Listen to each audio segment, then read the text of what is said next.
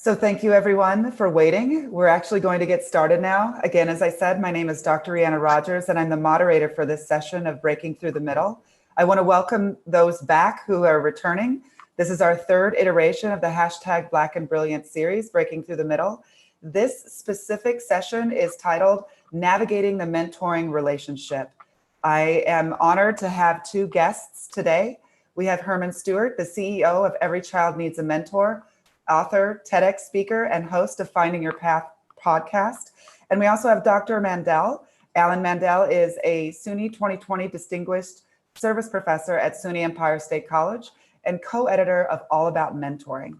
So before we get into our conversation, I wanted to provide you a little bit of background about hashtag Black and Brilliant.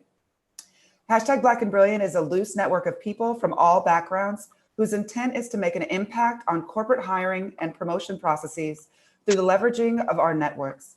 The goal of hashtag Black and Brilliant is to establish a unified effort for people of all backgrounds to get more Black and brown peoples into leadership roles and industries.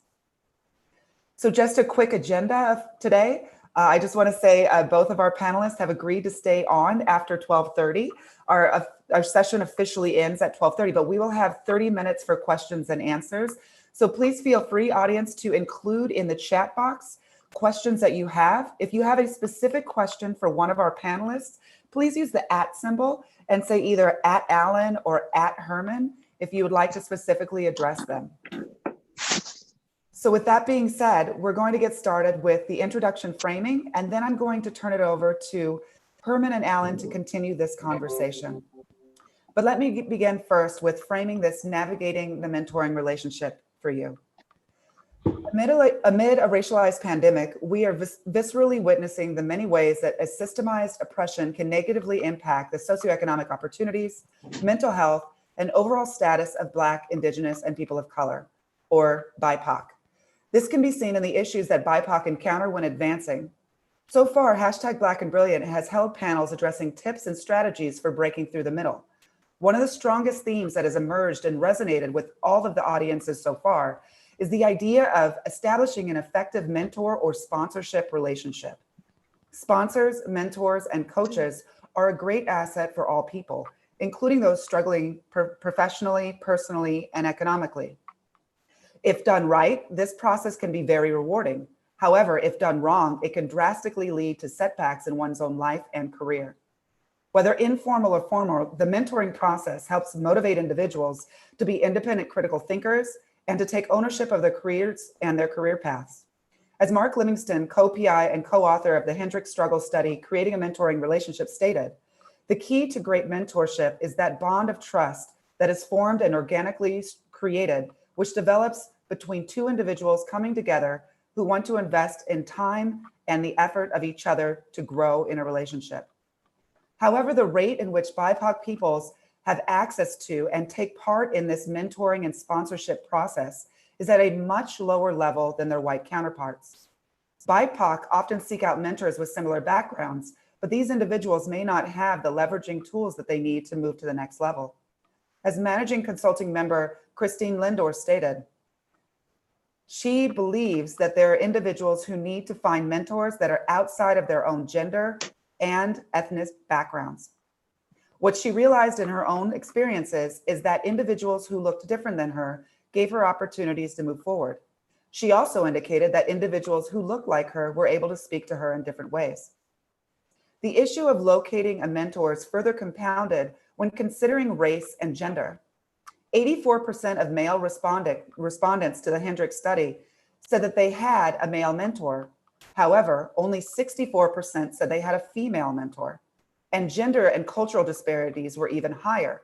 61% of mentors surveyed who were men and 39% who were women said that they had very little opportunity to encounter individuals who were of their same race or ethnicity if they belonged to the BIPOC demographic.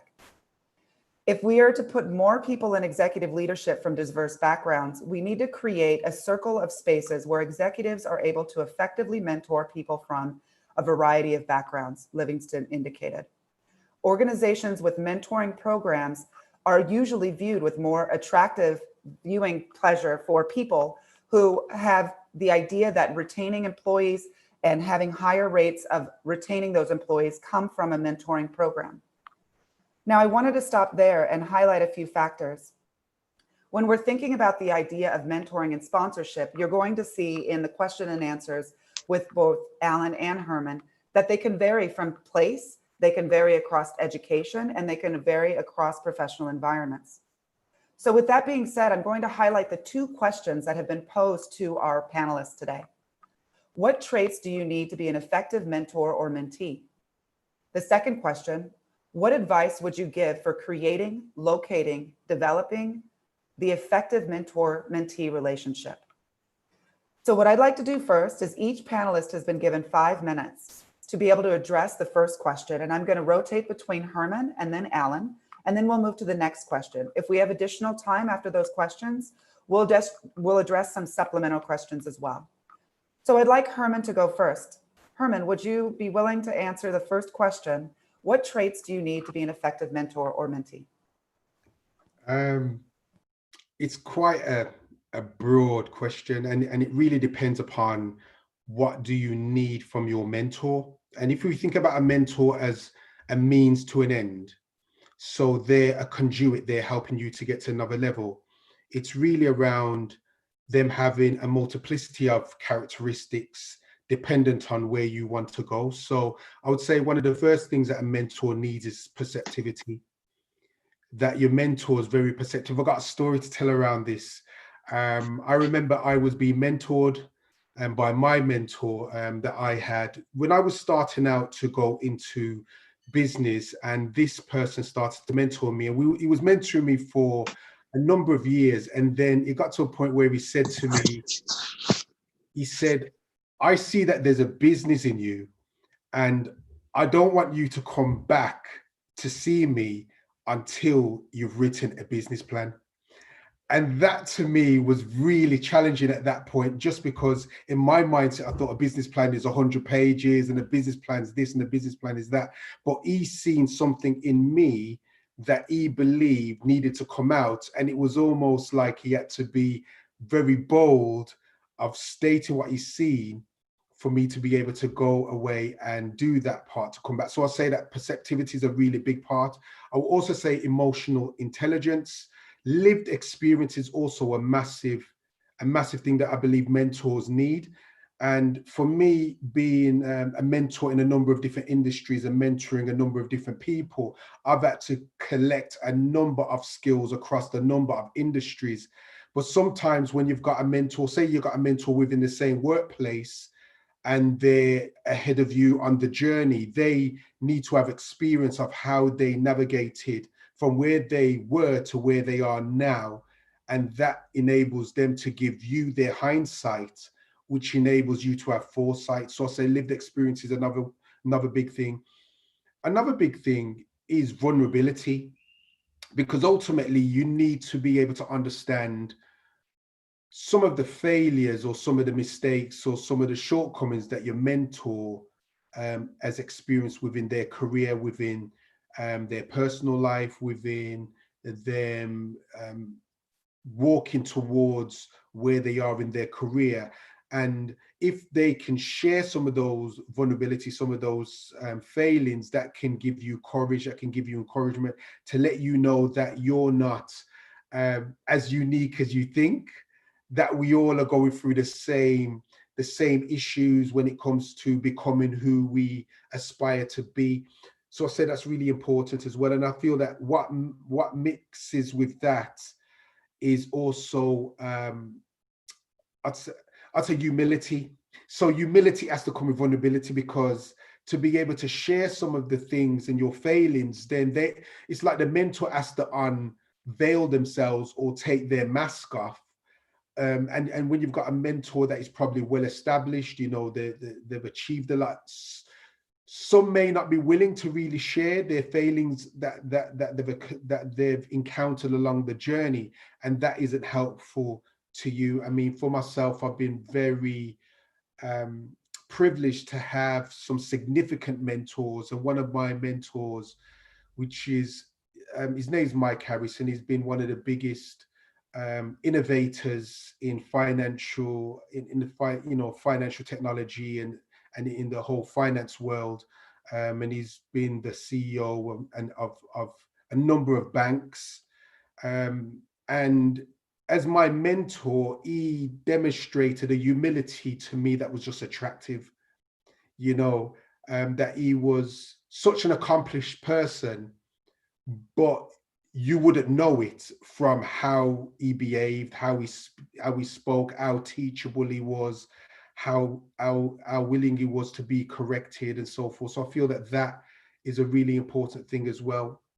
The other thing I would say as well is optimism, and being optimistic and being able to see the positivity in your situation, because sometimes as a mentee, you may have some frustrations, you may have some issues around your development that you're not that pleased with, and to be able to have someone that can give you a positive spin on what you're going through, that is really important as well. And I feel that the last but not least, I mean, there's a number of things I would say: strategic thinking, success, they've walked their talk, but I would say connectivity, because when a mentor can connect you with their network and connect you with people that can help you to connect the dots and you go on to the next step of your journey, that's very important.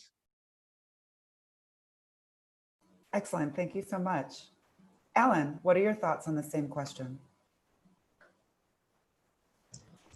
Thanks so much, Herman. I really appreciated that very much. So much of what I was thinking is very consistent with what you are thinking about. I just want to, if I could just provide quickly two little contexts, a little different from Herman's. One is that I work in a part of a public university, a college that's part of the State University of New York in the US, and mostly with adult students.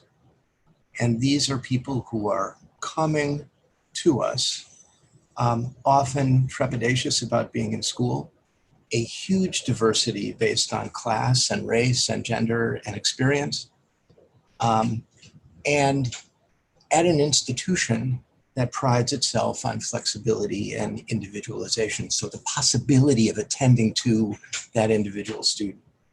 Second, and I'm sorry, this a little bit about myself academically, is that I'm a sociologist, and part of what this area called the sociology of knowledge is really about asking, what is the origin of what we know? What is worth knowing? Who determines what it is that we know? How does a certain kind of expertise gain legitimacy? And what I found and have found over these years is that questioning about the construction of knowledge, and the students who we have, basically working adults, average age 36 years old, there's a kind of commingling of this that makes a mentoring model. Every faculty person at this college calls himself a mentor. And this is a way in which it is possible to be responsive in this institutional form to the particularities of the students who we have the honor of working with. So I just wanted to mention 3 or 4 things that, again, I think some of this is so close, so close to what Herman was saying. Number 1,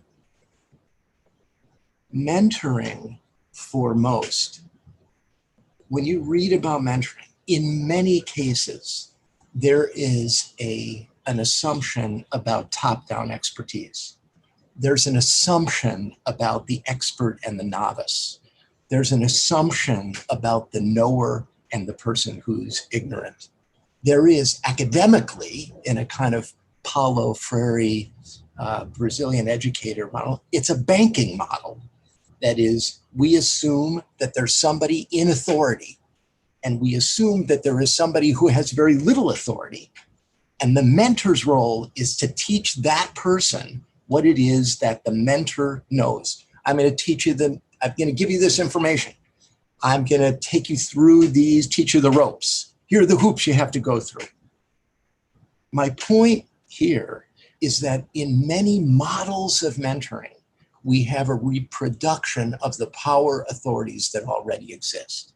So my question is, what would an experimenting model of mentoring look like that would not reproduce the hierarchies, but would reproduce the possibility of both the mentor and the mentee learning together? So the first piece of this, and this again, I think is really connected to Herman's point about the vulnerability of the mentor, is about what does it mean for the mentor, that is the person who's supposedly the authoritative one, to embrace uncertainty?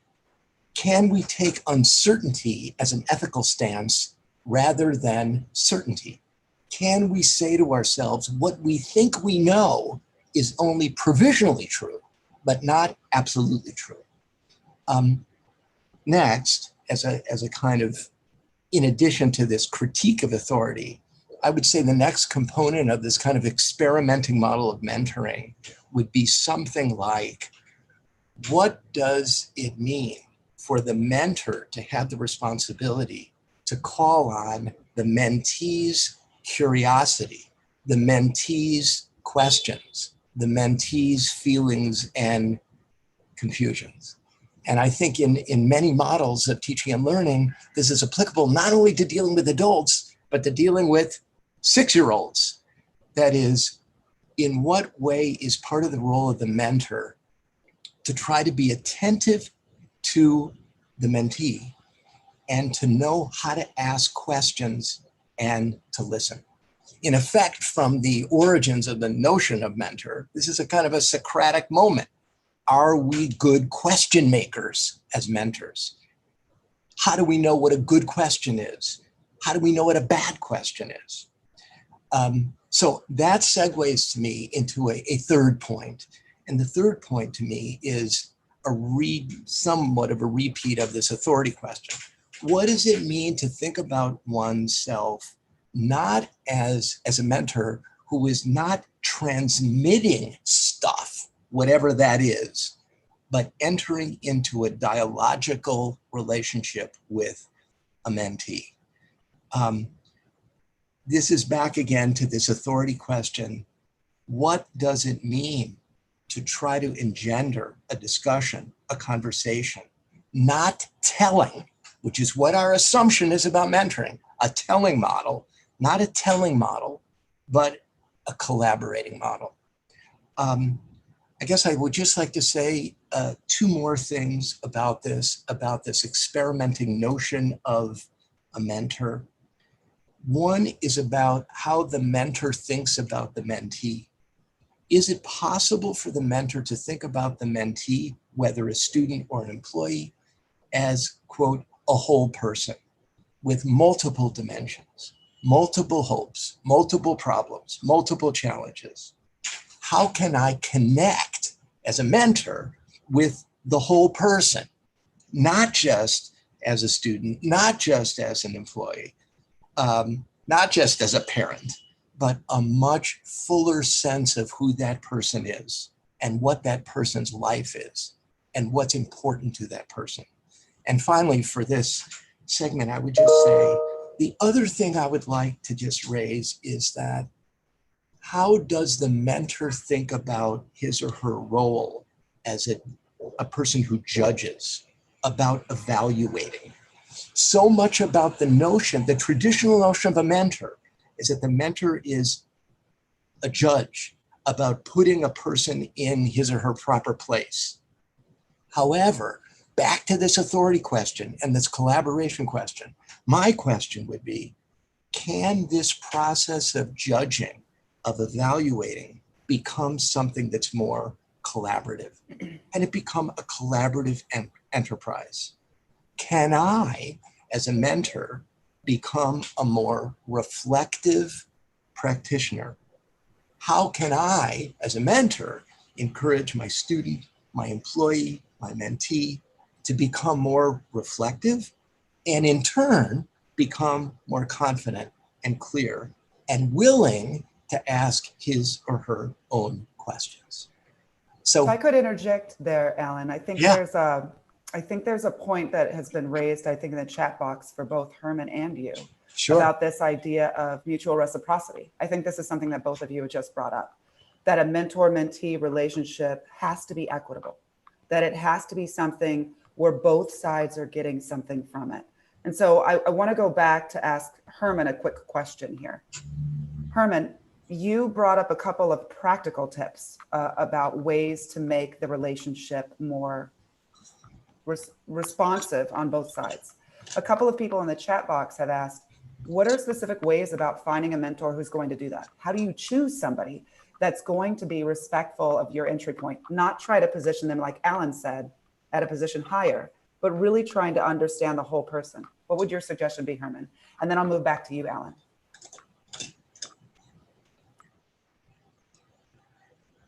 You're on mute, Herman. There's a few things that we need to consider and differentiate when we're speaking about mentoring and coaching, because a lot of times when we're looking at a mentor, we're looking at someone that's done it already, or someone that's further down the road. So they're giving you insight that's also relational, but also based on experience. So they don't need to be in an authority figure like they're a boss of you or higher than you, but there should be some level of you are desiring to get something from them. And that's what changes the dynamics. The fact that they are the person that probably holds a bit more experience, or they've got a bit more access to where you want to go. So that's the dynamics. It's just down to personalities, whether how they utilize those dynamics. Do they use them in a way to create more power and control for themselves?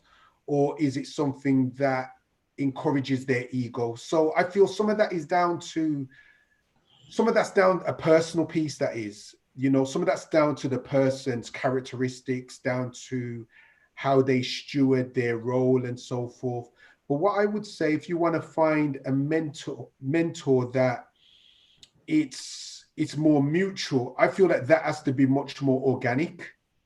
Mm-hmm. That has to be much more a relationship that is probably already in motion, and there's almost a segue where there's some form of request or some form of ask for the dynamics to change a bit, if it's to become an explicit mentor-mentee relationship. Besides that, it would have to stay as the relationship already exists, because a lot of times people are being mentored without being called a mentee and the person being a mentor. You know, I've got a number of mentors that are not specifically called mentors to me, but I am very cognizant that the way that I get from them is in a type of mentor-mentee relationship. So some of it is down to posture. It's about the mentee's posture. If you're going to put yourself in a learning place and to become teachable, it's almost like that you do need to present yourself in that way for the flow of the relationship to become a mentor-mentee relationship.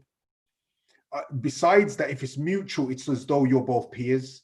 So you do have peer mentoring when people can be peers and colleagues. But when we're speaking about dynamics to improve someone's career or to help them to break the glass ceiling or to go to the other level, a lot of times it's around someone that's already gone past that level, that understands the roadmap to that level, or understands the narrative or the language that's needed as keys to access that level. And that almost creates the dynamics that this person is in a more advanced role or advanced position than the mentee. So I don't think that there's issues.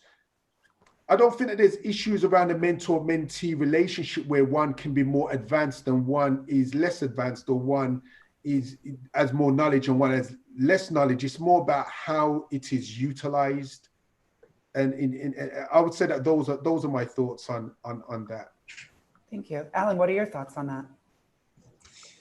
I've been part of a program for a good number of years, a master's program, not at my college, but at another institution, where people in business are hooked up with so-called mentors. It's people who are chief information officers at different institutions, and I go and watch the students make presentations about their work.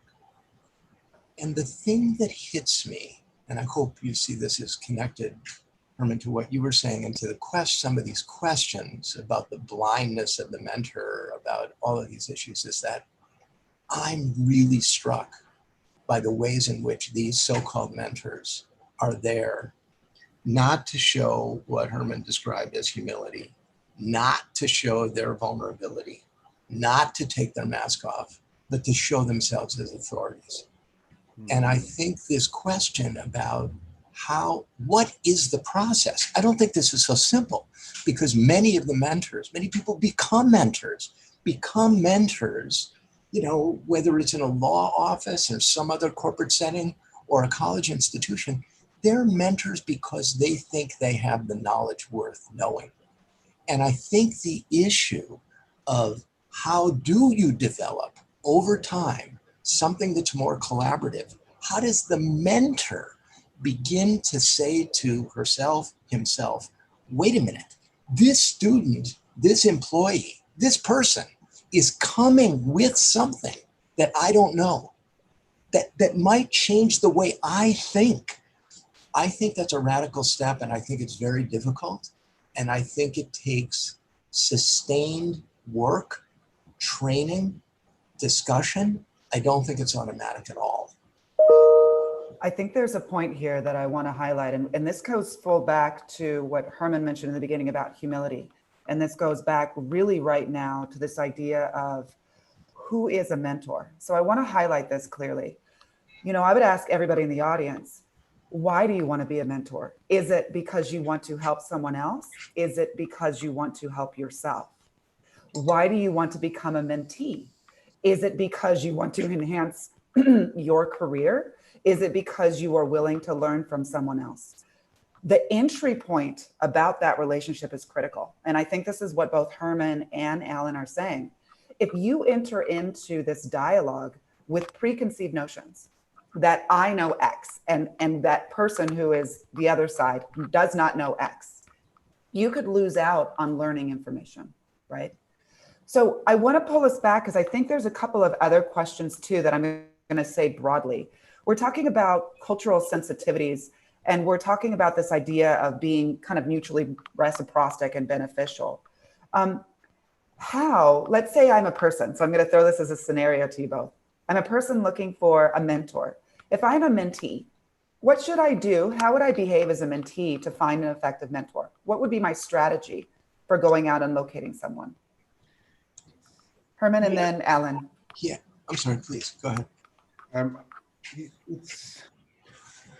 I would say that to become a mentee, it's really about it's really about becoming valuable. Now, let me explain. We're all valuable as human beings. We're all valuable in that way. But I'm talking about being a professional, whether it's a student, whether it's an employee. A lot of times when a mentor is giving up their time, it's the reward of the mentor is the progress of the mentee or the enjoyment of mentoring that mentee. So a lot of times when I would say that a mentor needs to feel like they're learning, that means that the mentee has got to have a unique spin on something, has got to have done a lot of self-work. They're profound in their thinking. They've got a certain level of wisdom. They've got a certain characteristic that is something that they desire or they admire or so forth, because they've got to want to enjoy to be around you. So I've found that when you're looking for a mentor, it's really about, as a mentee, being teachable, working on your character, having a vision, because whenever you're talking to a mentor, you've got to have a clear ask. Because a lot of times a mentor, like so many people approach me and say, I want you to be my mentor. And sometimes that can be off-putting, because if it's just they're coming out with that and there's not much thought behind it, or why have they discerned or identified that I am the person that's appropriate to mentor them, then to me, it's like, it's a bit haphazard. And I'm thinking about, I'm going to have to give my time. I'm going to have to give I'm going to have to give up my time to spend time with you to mentor you. Why you? And I'm not saying that I would say that to them. At times I would ask them, why do they feel that they need me to mentor them? And the reason I say this is, as a mentee, we have to have clarity on why we want to be mentored. Sometimes having a unique way of asking the mentor how they could be mentored, become your mentor. And the other thing is, I would say it would be good to go around, use the seed principle, where you get someone to mentor you around a task or around a project. So it's almost like they're helping you around something. And it's almost like when you're working together and you develop this relationship, then you do another task and another, and it's almost like you organically grow into this mentor-mentee relationship. Does that make sense? It does.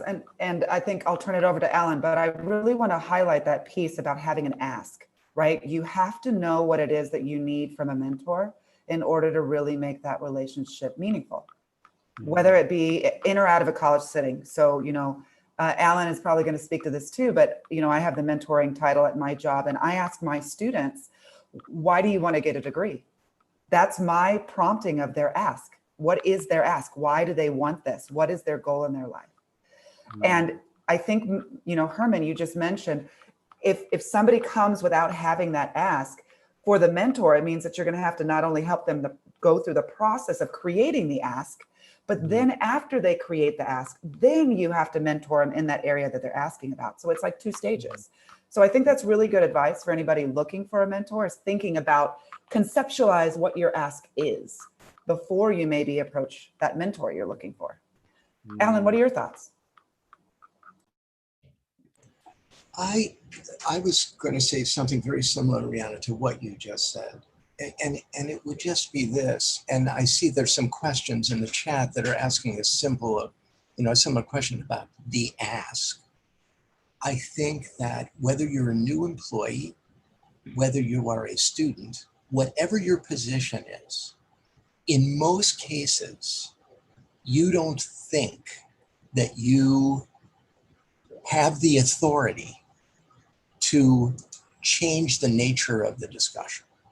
You are there to get the advice, to get the information, to learn from this person who is more senior to you. And I think this is the part, Rihanna, that I think that you're asking. How does the mentor help the student understand that the very experience of creating the ask, or that could mean creating the question, makes a gigantic difference in terms of what the ongoing dialogue, potential dialogue between the mentor and the mentee might be. Because the mentee should, in many ways, contribute to the structuring, to the nature of the discussion. And many, many mentees don't know how to do that. And many mentors don't know how to ask the question that would give the mentee permission to be able to ask those kinds of questions. I think that's like a really big deal. And I guess if I could say one other thing, Rihanna, that's connected to something that Charles and others have said in the chat that I just looked at, is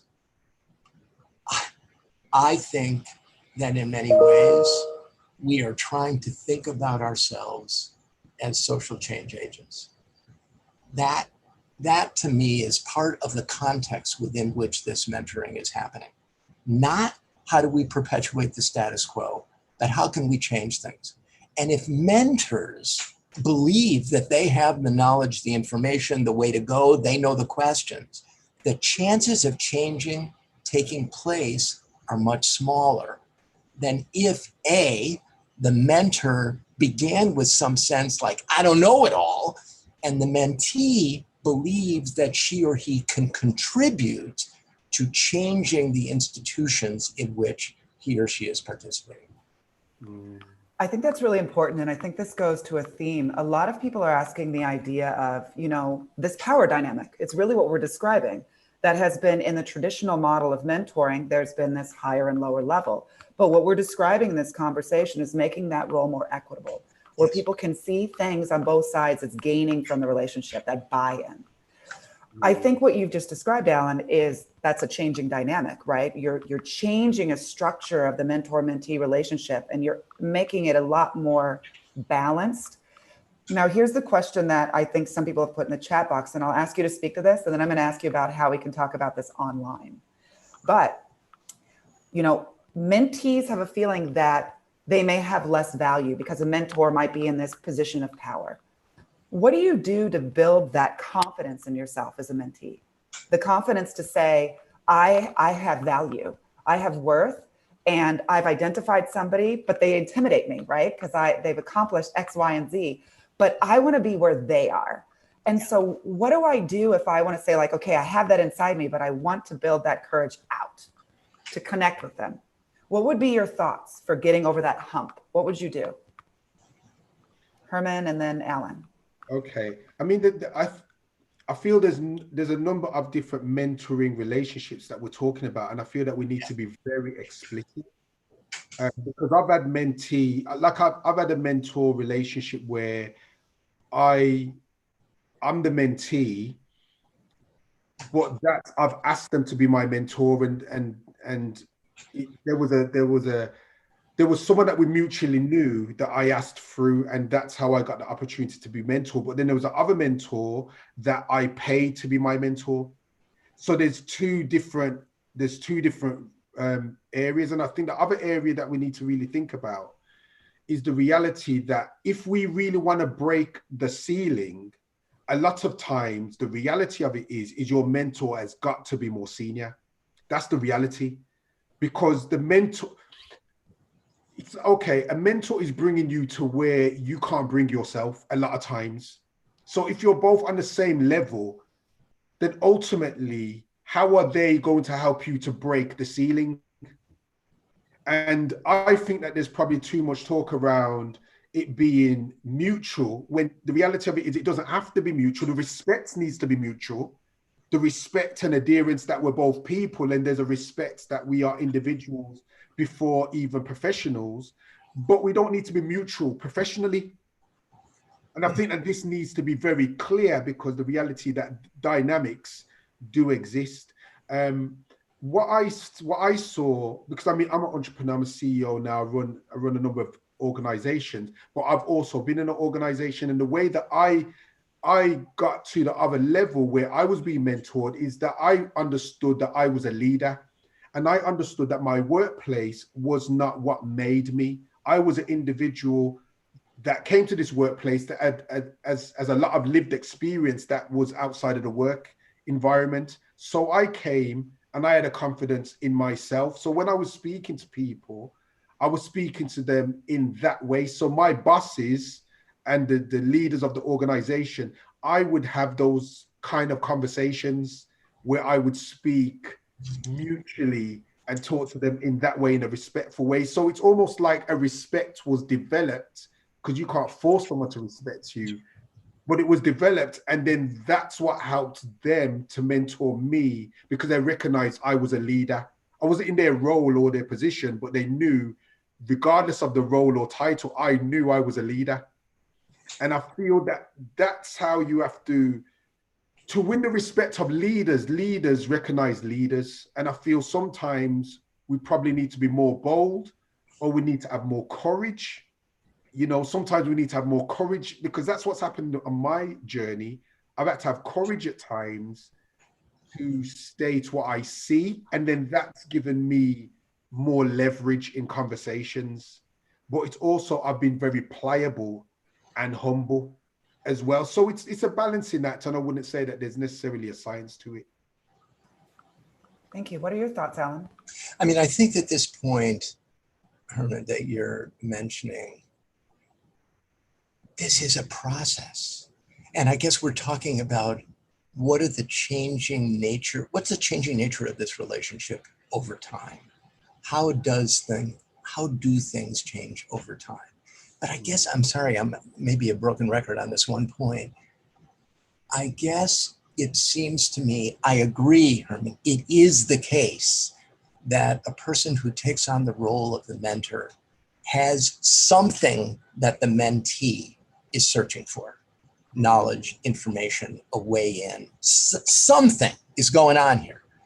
But I think it's so crucial for the mentor to also know that this mentee can bring to the table ways of understanding, ways of thinking about the world, experiences that the mentor may be ignorant of.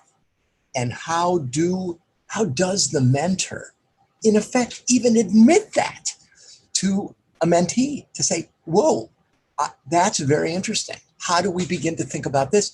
And my sense about it is that's the way in which institutions can change. They can change when that admission is on the table. And if it's not, I think it perpetuates this kind of hierarchical model that many people come to the table assuming is the case. Yeah. And I mean, what I would say to add to that is the respect that the mentor gives the mentee really is a byproduct. I feel like that I think we need to be very cognizant of that, because the dynamics is, if you want a mentor that's going to bring you to a total different level, there's almost like there's a humility that the mentee has got to come with. So that humility is what postures the mentor in a position that they are above. And when I say above, it doesn't mean that they are the authority of that mentee, because your mentor doesn't even have to be from your company. The mentor can be from a different organization. It can be from a different place. But a lot of times, the mentor's time is much more important in that scenario than the mentee's. Let's be very clear about that.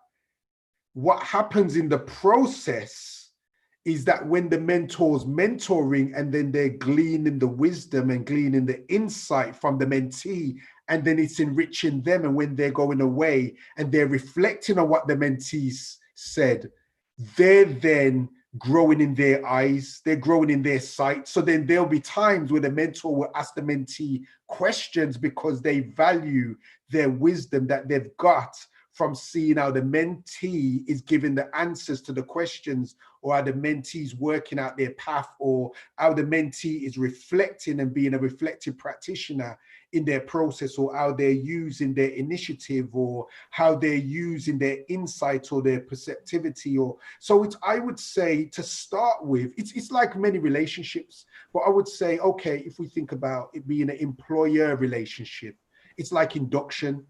You don't have much credibility as of yet. You've got the credibility to get past the interview and to be recruited, and also, but you've got to understand the nuances. You've got to understand the organizational cultures. You've got to, you've got to be tested. We've got to see your character. And I would say that has got to happen in the mentee-mentor relationship. And the mentors that I have, I mean, my mentor, Mike Harris, is one of the most established businessmen in the UK. Like, he is significant, and as a mentor, many people would know him. He's sought after by many people, and it took time. And I was his mentor for a number of years. I was his mentee for a number of years. But now, even if you look on my LinkedIn and look at the recommendations and so forth, when he's wrote in it, he says, I count Herman to be my loyal friend. That never came from the start. That came because we journeyed, and he saw that my insight as a person, the value that I bring, he then recognized it in me. But I wouldn't say that's something you can force. And I wouldn't even say it's something that you should try and expect. I would say you expect respect. You expect that there's a courtesy and so forth, and the honoring of your time and so forth. But I would say some of the other stuff comes as you start to walk. You start to walk in this relationship. So I wanted to kind of highlight a couple of the questions, because we've had some come in this time. And so I want to kind of frame some tangible strategies. So I wanted to highlight a few, because this actually calls back to some of the mentioned earlier. Alan specifically mentioned, that you can sit down with somebody and ask them a series of questions as a mentor to a mentee. A mentee can do the exact same thing. They can say, when I was looking for mentees as a student, so I graduated school really young, and so I wanted to become a young doctor. That's what I wanted to do from when I was a kid. I actually went online and I found young doctors. That's literally what I did from around the world, not the United States. And I was bold enough as a student to write emails to those people. Not everybody responded, but I wrote to about 15 people. And guess what? Out of those 15 people, 5 responded. And one of those people actually wrote my letter for my 10-year packet. That's like 20-year relationship, but it took my courage to do that. That's an example of a mentee. I was scared. I'm not going to deny that I was scared sending emails to people that I didn't know. But I actually recommend all of my mentees to do the same, because their interests are different than mine, and they can say those same types of stories of people that they've connected to. So that's one real experimental strategy. Some of those individuals have actually become friends. I'm going to give you one more suggestion, and then I'm going to kind of throw another question out. I moved to Buffalo, New York, where I'm at. I didn't live here. I'm not from here. I have no background in New York State. And when I first moved here, the first thing that I did is I looked up colleagues from SUNY, the State University of New York system, who had similar degrees in my area. And I sent them all an email, every single one of them. I think it was like 45 emails. I sent 20 emails specifically in Western New York, and I asked 20 people to lunch, literally individual lunches. Not all of them responded, but guess what? Four of them did, and 3 of them are still my friend 10 years from now, right? So, and have been part of papers that I've written and have done a variety of things. So this courage element that both Alan and Herman are talking about, as a mentee, I mean, that's a really practical way of putting yourself out there. You have to be courageous to do so, but I'd recommend it. Now, to kind of come back to some of these questions about, we're in an online environment right now. We're in a very different kind of dynamic. We haven't really addressed the idea of ethnicities and genders, but some of the questions have posed this. So I want to pose this to both you with the few minutes that we have left. Let's say, and I'm going to use this as my example, as you see, I'm a woman of color, but there's not a lot of women of color who are in leadership positions. What would I do, or what would somebody do if they're looking for a mentor? Would they only look for a mentor for their career? Would they look for a mentor for their life? Would they look for a mentor for other things? What would be your suggestion about locating mentors for different pieces of who you are? Alan, do you want to go first? You're muted right now.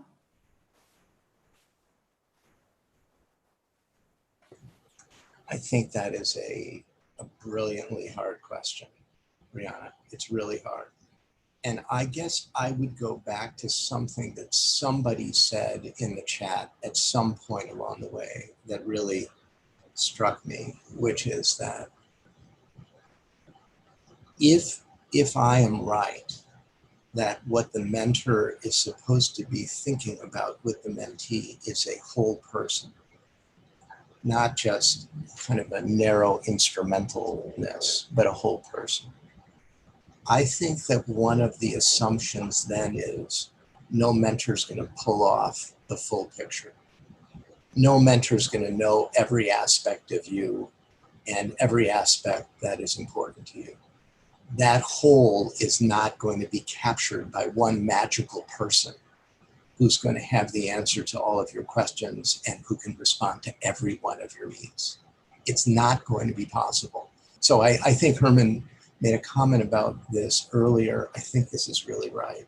I think we're not talking about mentor with a capital M in singular, but mentors with a lowercase m in the plural. That there may be different people to whom one might turn for different kinds of needs, different kinds of questions, different kinds of issues, and at different points in your life. And I think that this idea of a single, I'm looking for the magical person, doesn't exist. Thank you, Herman. You're muted right now. This is very important. I would say as the mentee, you want to know what area you need to be developed in. I feel that mentees need to be very self-aware. And that's also something that adds value to mentors, because it's almost like you're doing, because you're doing a lot of the work, they could see that you have got that ethos of doing work, or you're thoughtful, you're considering, you're looking into the future. So it's more attractive a lot of times to a mentor when they don't have to do a lot of the work. If they need to fish out everything, it's almost like it becomes a job, so Yeah. really encouraging that it's really a mentor's a guide. They're supporting you as you are traveling, and the trajectory you're traveling can be quite exciting to them, especially if like you're doing something exciting. They want to see the outcome, they want to see you win, they want to see you achieve. So I feel that it's really about knowing what do you want to develop in, what do you want to grow in, where do you want to go as a professional, as a person. For me, I've really needed mentors. The mentors that I've gravitated to have been mentors that have got something that I want. So they've got the success, they've got the family, they've got the marriage, they've got children, like they've got all of it. So I needed to understand, how do you be successful and have all of that stuff? Because I recognized that it weren't just about being successful in my professional life and then my home life is struggling. So I could talk to my mentors about home, and then they would talk to me about their marriage, about some of the struggles they had, about how they found their balance. And for me, that's what I needed. So in a sense, my mentors, having lived experience and they've walked the talk, is like crucial. So those are the kind of mentors I would gravitate to. I've had 2 or 3 mentors in that way that really helped. And I would say, here's another mentor that I would say a lot of people dismiss or overlook. My wife has been one of the best mentors ever for me, ever. Ever. And I think sometimes because we're professionals, we think because we're expertise in our field, expertise in computer science, or expertise in that, we think that we can't be mentored unless someone is an expert or advanced in that. No. Sometimes you need that person that has a great objectivity, someone that doesn't know anything about it, because when they start to give you insight or ask you questions, it's like those questions open up different realms of thinking. So I would say you want a plethora of mentors. You want mentors that help you with your personal life, with your professional life. If you can have mentors that it's merged, because I think when you've got people that have got a good balance of both worlds and they've learned to navigate it, and you want to walk down that road, it's very valuable when you've got someone that encompasses all of that. So I'd say you need to look at, where do you want to be? Where do you want to go? Look at someone around that area. Look at their life. Look at them as a person, and that negates a lot of the misuse of power, the lack of humility, and so forth. If you're looking for people with character, that's great. It can't just be someone that's got success, because ultimately, a lot of times, a mentor's replicating something in you. So you have to say, do I want them to replicate something in me? Do I want what they have?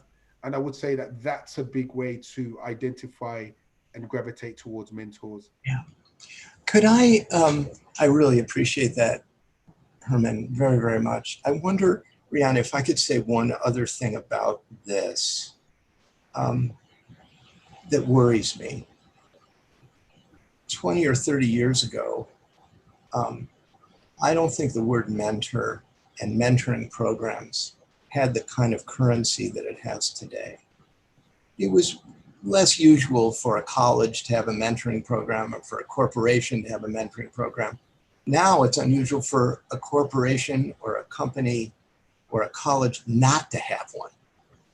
And I think that that's a big thing for us to think about, which is, how does one judge? How do you know when a mentoring program is actually authentic?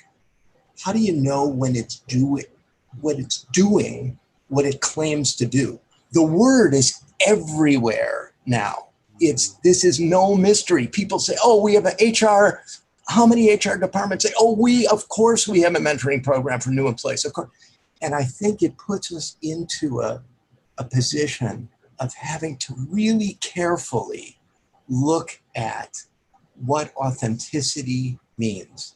How do you pull this off as a company, as an organization? over time? How do you maintain and plan and care for practice? And how do you know the difference between this being real and this being a form of tokenism? How do you know this? Because there's a claim of progress if you have this. Oh yes, you care for your employees. This isn't caring, a learning effort. But is it the case? And how do you know that? And I think it's a really valuable question to ask. No, I think that's really important. And I wanted to highlight, because we're near the end of our hour. I know that it's actually gone by very quickly. I wanted to highlight in the chat box, Herman has just put his LinkedIn. Alan is the editor of All About Mentoring, which you can actually find on SUNY Empire State College's website. I'll post to that in a second. But there are issues that go back to 1993. And many of these issues that we've discussed today have been written about by many, many scholars and many, many people in the professional and academic world. I don't think we're going to resolve everything today. I think what it's done is it's opened up a number of things that we know are issues. And I can see in the chat box, there's other areas that we will discuss moving forward, like what is the role of peer-to-peer mentoring? How do we deal with the mentoring situation highlighted in the beginning, where women may want to work with women, or people of color may want to work with people of color, and they're not just there. I think these are deeper issues. I think a bigger one too is fear, how fear has dictated our ability to establish meaningful relationships in the mentoree-mentee process. How do you get by those? So I want to thank everybody who has posted in the chat box here, and we are collecting all of this information. I also wanted to pull up really fast the PowerPoint again, so that you can see the ways to stay in contact with us. So please do continue to stay in contact with us and take a look at some of our LinkedIn and YouTube and Twitter connections. You can find that we've been live tweeting today some of the comments that people were talking about. So I wanted to pause and say thank you again for our panelists for being here. I think this was a wonderful conversation. I hope that we can have you back in the future to continue this dialogue. And are there any final thoughts that either one of you would like to say before we end today's session? I would say, I want to say thank you. Thank you for the opportunity to share. I feel this is just the start, because I mean, what Alan just shared was like really the end, but it's the start of a new world. That's like my galaxy around effective mentoring programs, what it looks like, structure. And I feel that that's what's lacking and that's what's needed, and I feel that that definitely gets rid of a lot of issues and a lot of ambiguity. But I would say just really be encouraged, know that you have got a lot of value, build relationships. I feel that this is what I want to leave you with. Build valuable relationships with all people. Do not think that it just needs to be people that are similar to you, whether it's genderized or whether it's ethnicity. I feel that there's greater learning from people from a total different context. It makes you more broader. It makes you more dynamic in your thinking. So I would say that it's so important to gravitate towards difference and know and be yourself as well. Know that you have great value and you're able to be authentic in that mentoring relationship as well. Great, thank you. Alan. I guess I was just going to say, I really appreciate that point so much. I guess my sense is remain critically suspicious of efforts or of claims about learning organizations and learning situations and mentoring programs, and ask, how do mentors over time learn about their role? What kinds of discussions do they have with other mentors that will help them remain critically aware of not only their strengths, but many of their limitations? I was really very, very glad to be a part of this. I thank everybody for their comments. Thanks, Herman. It was really wonderful to hear you. Well, thank you again. Pleasure to have both of you here. And thank you everybody for attending this #Black and Brilliant event. I hope We're not going till 2? No. But thank you, everybody, for being here. I appreciate you all being here, and I look forward to seeing you at a future event. Have a good rest of your night for those out of the country, and good rest of the day for those here. Thank you so much. Thank you, everyone.